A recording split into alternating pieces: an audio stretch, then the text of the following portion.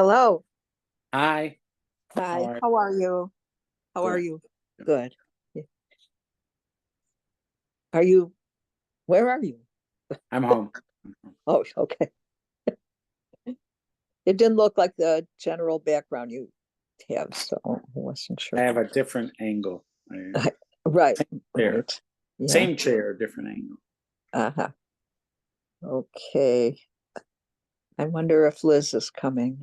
I will see. Okay.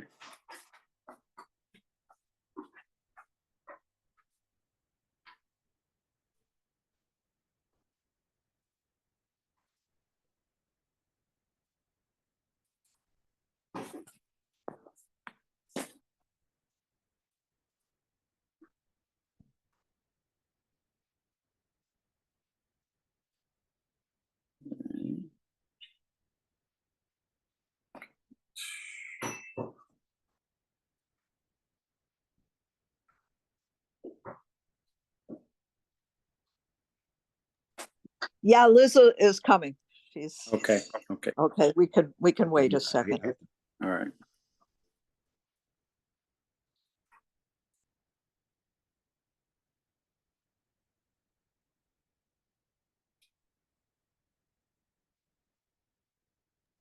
How was St. Louis? It was good. There's lots of family to see, and my father's doing, and his wife, they're both Sorry about that. doing okay. That is okay. Yeah,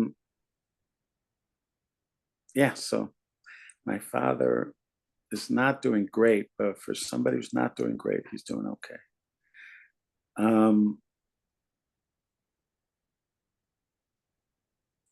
Right.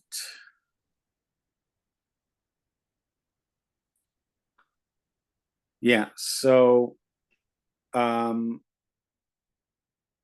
we talked, we looked in the Rambam's Yad HaZaka about the people that were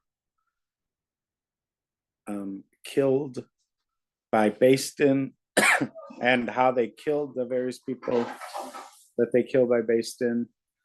And then he says that is that he commanded us to hang some of those killed by the court. That is, may he be blessing, and you shall hang him from a tree. And behold, in the negative commandments, we shall indicate those commandments that one who transgresses them requires hanging.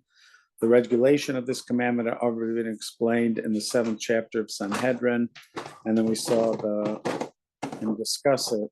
So it seemed like when you hang them, you're not hanging them by the neck. They're already dead, so you're hanging them by their hands. I think something like that. Their hands are bound together, and you hang them by their hands, and then they just stay suspended like that until the evening, and then they are buried. And that is the place where there's the most overt discussion about burial, because if you're going to bury people who've been killed by the courts for what they've done, certainly you would bury people in general. So I mentioned that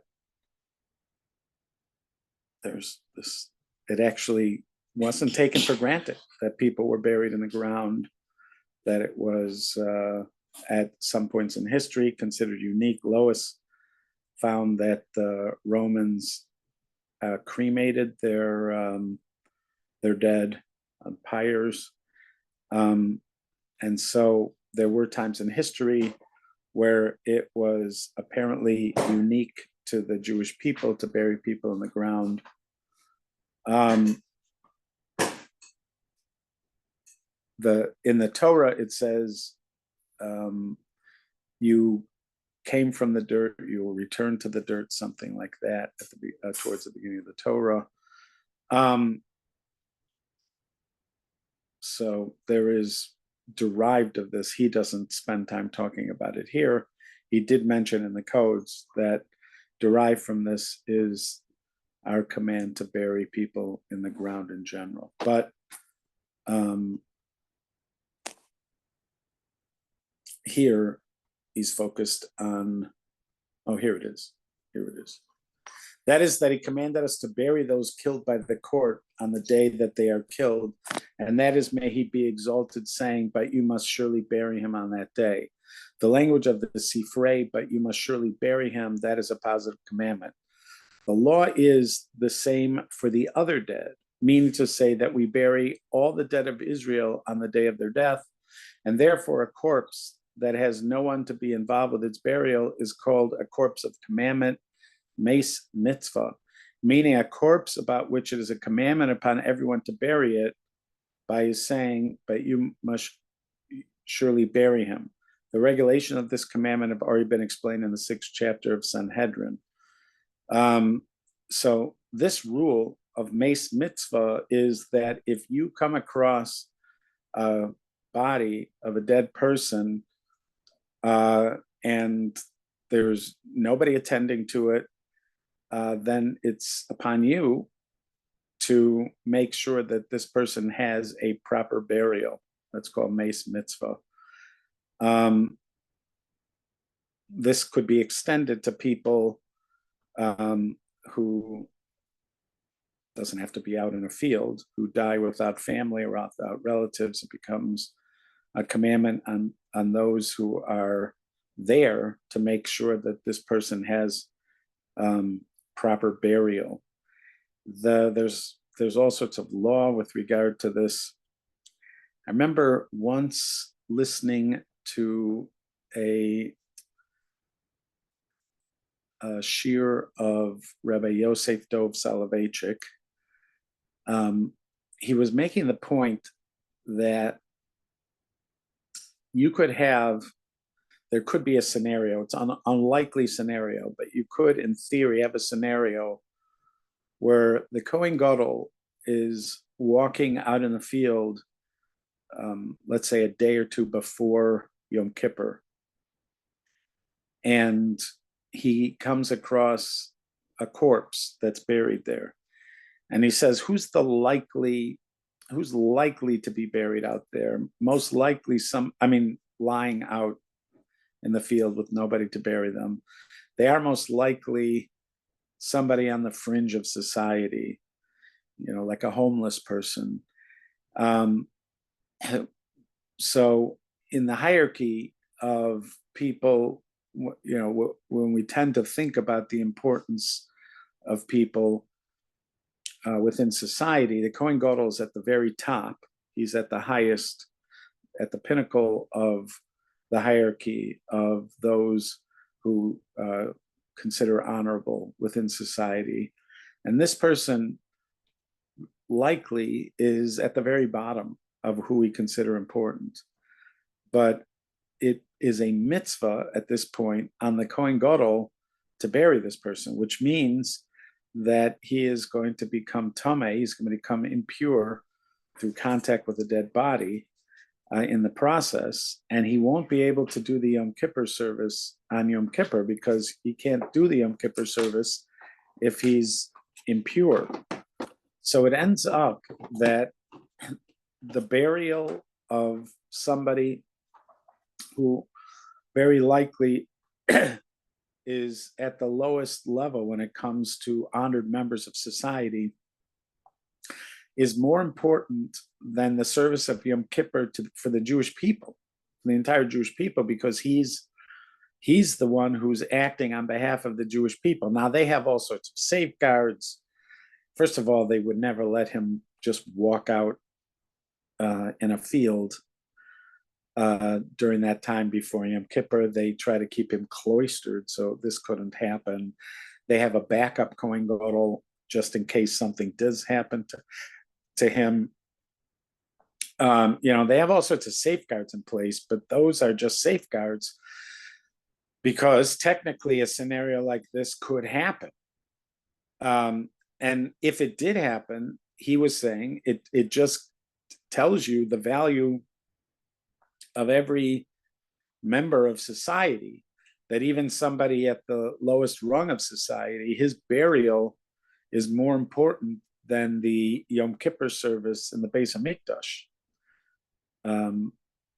So anyways, I thought it was a wonderful insight. And so ultimately, when we bury the dead, it is, and even the Torah, when it talks about hanging him and then making sure that he's not hung for too long and then he's buried, it talks about because he is still created in the image of God. And again, the case in the Torah is talking about somebody who did something that made him subject to the death penalty. Not every time that somebody did something that made them subject to the death penalty would that mean that they are a hated figure, but there are some circumstances where they really could be what society deems as absolutely repugnant and evil. Let's say, they're a murderer in a case that is just, has all the elements that just make this person so reprehensible, the murderer, and so hated perhaps by the public. And yet even this person is created in the image of God, which causes us to step back and see, forces us to see a larger picture and a larger context, which may cause us to appreciate that even somebody who we consider so evil still has still could somehow be valued. There was that book that was made into a movie. Susan Sarandon starred in it. And Sean Penn, I think. What was that movie that she was a nun and he was a murderer on death row who was put to death, and she insisted on visiting him and was it Dead Man Walking? Dead Man Walking, that's it. So she insisted that he still deserved to be loved and experience the love of other people, even as he was what society considers the worst. And it brought up so many emotional problems, like, what does your visiting him and showing him love, what message does that send to the family of the ones he killed? And I mean, there was some question as to whether he did it. I mean, in the movie, I don't remember in the book. In the movie, they make it clear he really did do it at the end, but I guess that somebody could hold out hope that he didn't, up until they showed that. But her point wouldn't have been different, that this person still deserved love. I think Rabbi Rosner is the one who pointed this out.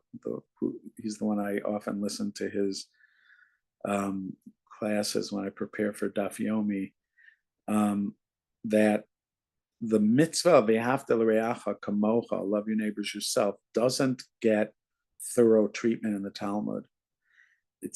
You would think there should be a tractate about it.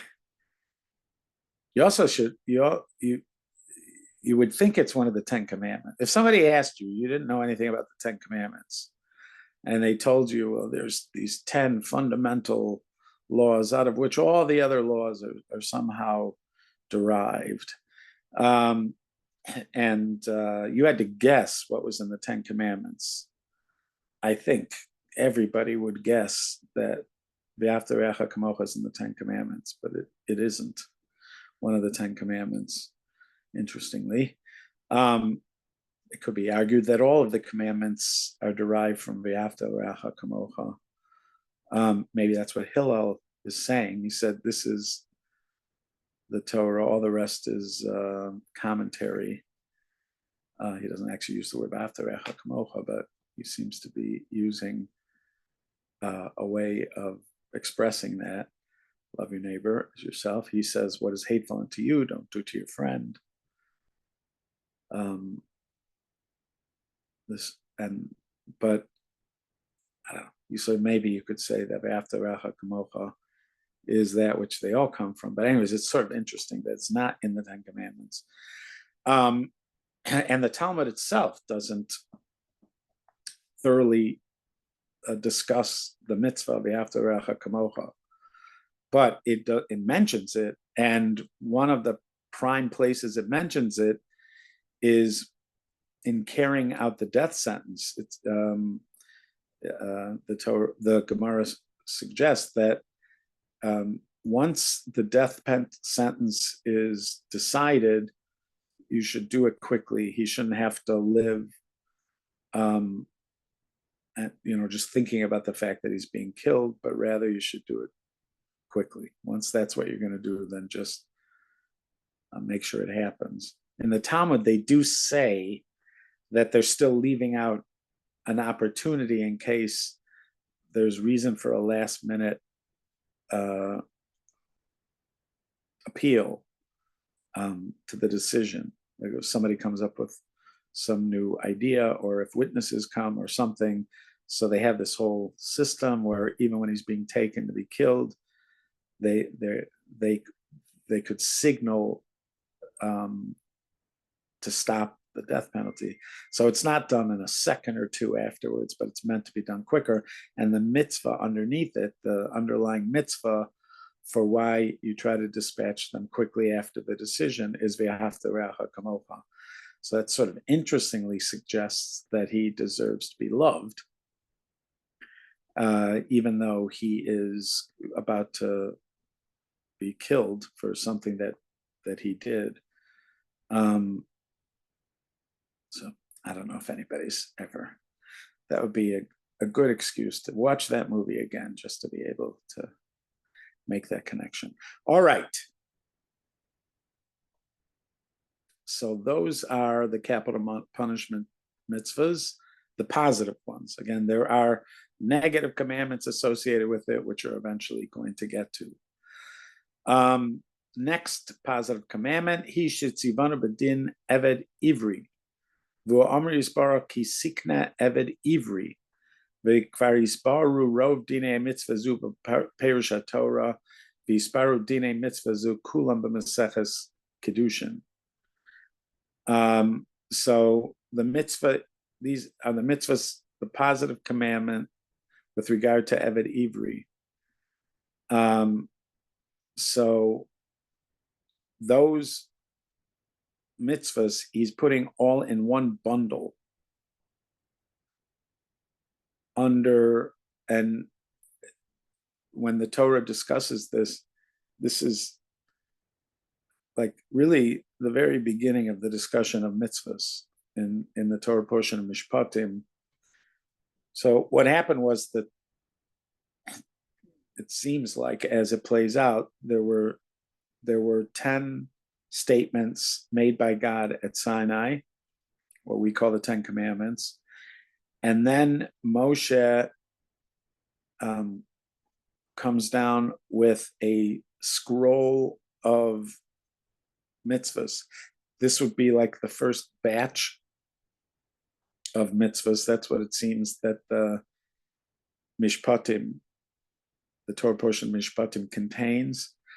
And he was going through these mitzvahs. It would be about these mitzvahs that the Jewish people said, we will hear, we will do, and we will hear, Nasa v'nishma. And right at the beginning is this discussion of the Eved Ivri, of the Hebrew servant. The Eved Ivri, he is an Eved. The word Eved means slave. He's not exactly the same as a regular Gentile slave. We do not have slaves nowadays. We are not expecting to ever have slaves again, Gentile slaves. But they did have slaves, and in the laws of slaves, there are distinctions between a Gentile slave and a Jewish slave. A Gentile slave is owned; his body is owned. He can be bought and sold. It's a Jewish slave. It seems like from the laws related to Jewish slaves that what you own is his work, his output. You don't own him as a person. This is a limited time when he is in your service. When Shemitah comes, he is going to be released. So the maximum it could be is 6 years, but it's very likely going to be shorter than 6 years when he is in this circumstance. One of the differences between a slave and a hired worker is that a hired worker can always refuse to do the work. Even if you contract with a hired worker to do something, he can refuse to do the work. He can stop at any time. There may be consequences, financial consequences to his stopping, but you can't force somebody else to work. This man you could force to work. That's the distinction between a Eved Ivri and another person. This person, the Eved Ivri, you can force him to work. I mean, I don't know to the fullest extent what you can do if he just decides to sit down and do nothing. But he can be forced to work. He could be forced to work at whatever you want him to do the work. But you don't own him. In other words, you don't own him to sell him. You just own his service. So yeah, so there's all sorts of laws. Those laws are discussed to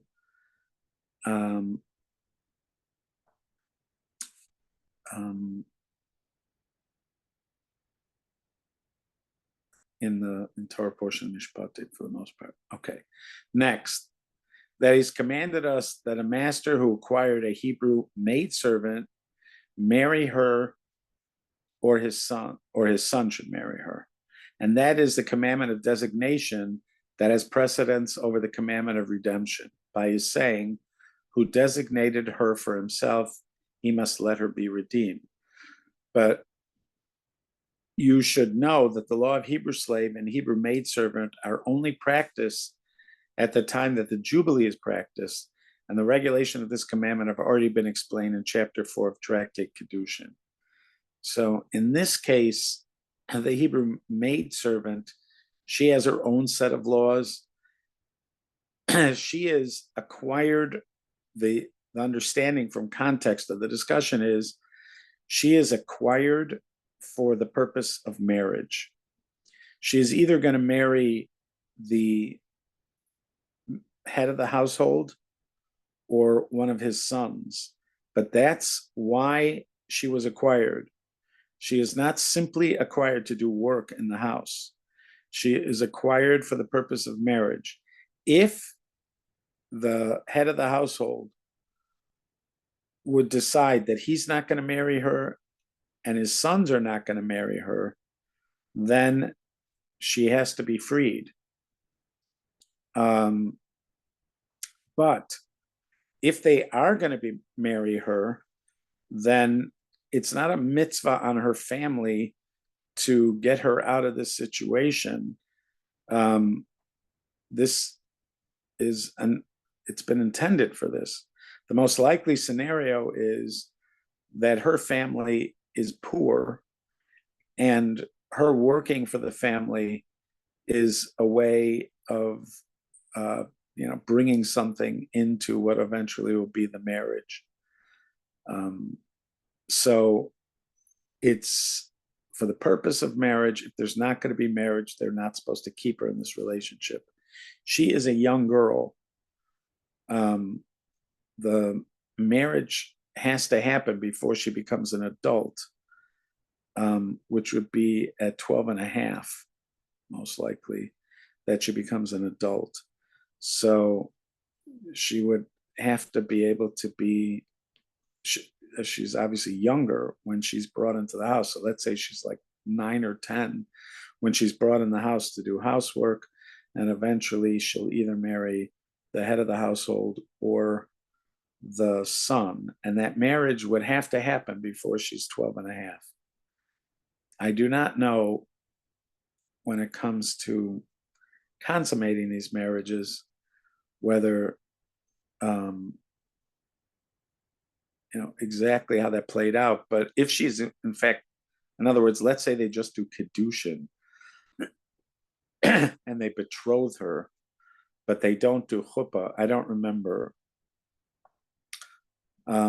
how that works out, if they have to do chuppah before she's an adult or just Kiddushin. Because if you just had to do Kiddushin, then Kiddushin itself is the exchange of the ring or money. In this case, it would be given to her father, acting in her stead as she's a minor. But then, there wouldn't have to be a consummation of the relationship. It would, but I don't know if there had to be chuppah. I know there are many cultures where girls were married off at that age, as a matter of course. I don't know how common this was, this institution of Ami Ivriya, but it is also discussed at the beginning of Mishpatim there.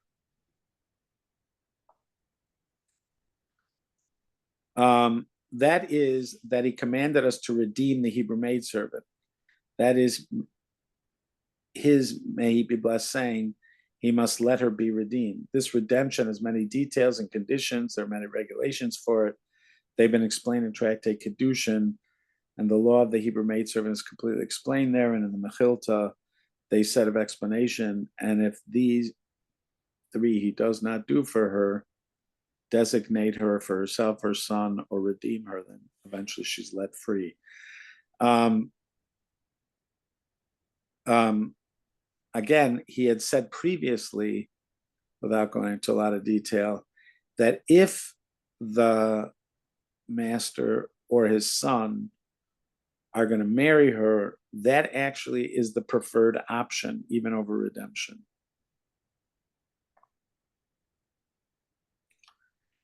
Okay, here is the law of the Gentile slave. That is that he Rabbi, yeah, go ahead. A question about that. So is she a full wife? Her children are his, I mean, they're his tribe. They're his, everything is just like a regular marriage. And right. Once he marries her, she's his full wife. She no longer has any status of maidservant or anything. Okay. Again, how that played out in reality, I don't know, but she's supposed to be his full wife in every regard. It was just like something that happened until they get married. There is some discussion about in the Yaakov case. Again, Yaakov doesn't have to necessarily be a precedent for how things worked after the Torah was given, because I know we say that they kept all the Torah, etc., but we also say that since it's before Torah, not everything happened according to the laws. The Rambam makes this point that at Sinai, a lot of the laws of marriage changed. So, but in Yaakov's case, he has two primary wives who are Dinah and Rachel, and then he has two women who are called maidservants sometimes, and they are Bilhah and Zilpah. They clearly are also his wives, because the children are not distinguished. They're in the end, they are of equal status, whether they're born to one of the maidservants or they're born to Rachel and Leah. I mean, there could be, when I say status, it could be within the family. This certainly was what was upsetting the children of Leah, that the children of Rachel seemed to have a different status within the family, even than the children of Leah. But in other words, they are considered fully brothers. And when they eventually get portions in the land of Israel, they're getting the same kind of portion the other brothers are getting. So in some regard, they are wives, but they are, for some reason, still called maidservants. And it does seem there that they had a subservient role, that they did continue even after they are bearing children to Yaakov. It's unclear, but it does seem to be taken for granted by many that they still played some kind of maidservant role. So I don't know of many examples of this in the Gemara, and there could be, but I don't remember offhand examples of actual scenarios with a Hebrew maidservant. But so I don't know for sure how the dynamic worked post, but they are supposed to be fully wives, and their children would be his children. Okay, so that is that he commanded us about the law of the Canaanite slave. That is that we enslave him forever, that he only attained freedom through his master's destruction of a tooth or an eye. The law is the same for any other limbs that do not regenerate, as appears in the received explanation. In other words, the oral law makes it clear it's not specific, just a tooth or an eye. So if the master punches out a tooth or blinds the person, the slave, in both those cases, even blinds him in one eye, in both those cases, the slave goes free. There is a discussion about whether it's still, does he automatically go free, or does he have to still be freed by the master, but he goes free. And then he's saying, but it's understood through the oral law that it's not just the tooth or the eye. Let's say he injured him in a way that he can no longer use a limb, or he cut off a limb, and it won't come back. So those would also be reasons for him to go free. And that is his saying, you shall enslave them forever. And it is written, when a man strikes, etc. The language of the Gemara in Gittin is, anyone who liberates his slave transgresses a positive commandment, as is written, you shall enslave them forever. But it comes in the Torah that he is freed with a tooth and an eye. The regulation of this commandment have already been completely explained in Kedushin and Gittin. You will see examples of people that free slaves in the Gemara, but they had to have some technical reason to free them. But one example is, let's say you needed a minion. This is explored in the Gemara. What if you needed a minion? You have a town. There's only 9 men, and so is that an excuse to free a slave?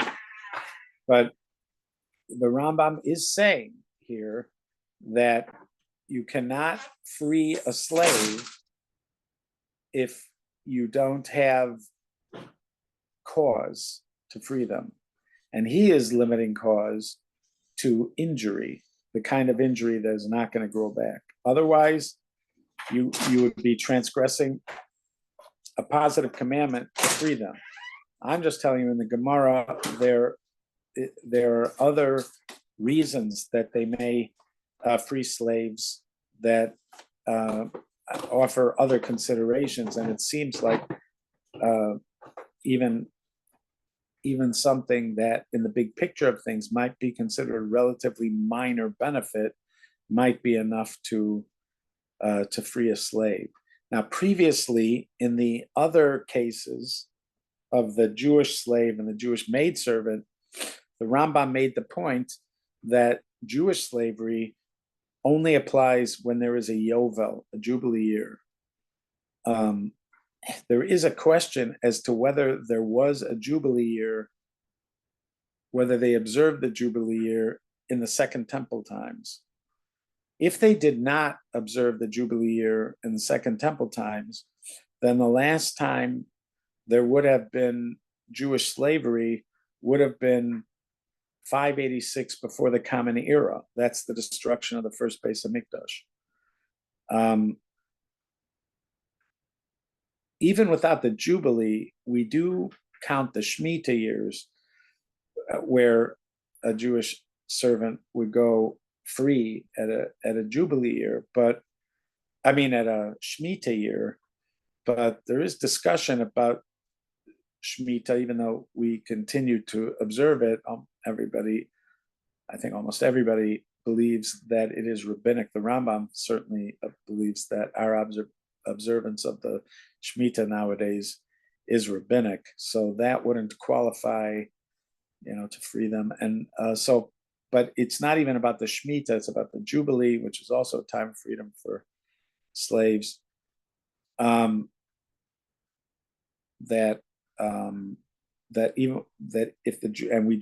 have not been observing the Jubilee since, for sure, the destruction of the Second Temple. The question is, did they have the Jubilee during the first one? So as far as Jewish servitude, you would not have had it, since, according to those opinions, that they didn't have it during the Second Temple. You wouldn't have had it for 2,600 years. As far as Gentile slaves, it seems like a person could have had them up until, the modern era, in theory.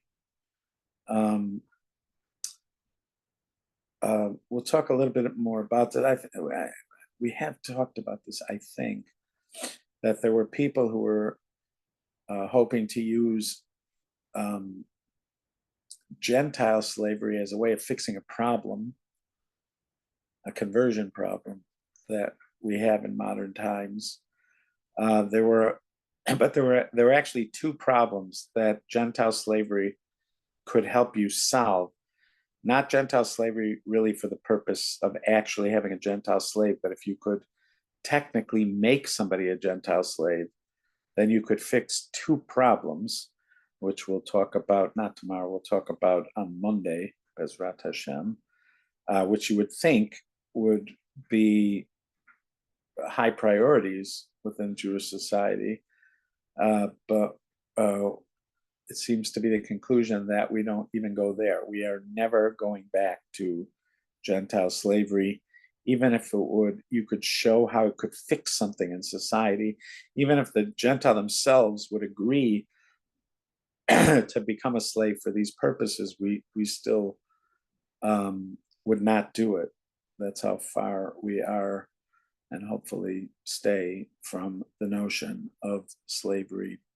As far as whether we'll have Jewish servants and maidservants, that law seems like it could, in theory, come back, and we'd have to talk about that as well. Okay, I look forward. I wonder if we'll talk about it on Monday, but if you did make a Gentile a slave and then freedom, and then he could say, but he can't say Yetzias Mitzrayim. He could say he's a freed slave, but that's true. They could tell you. That's true.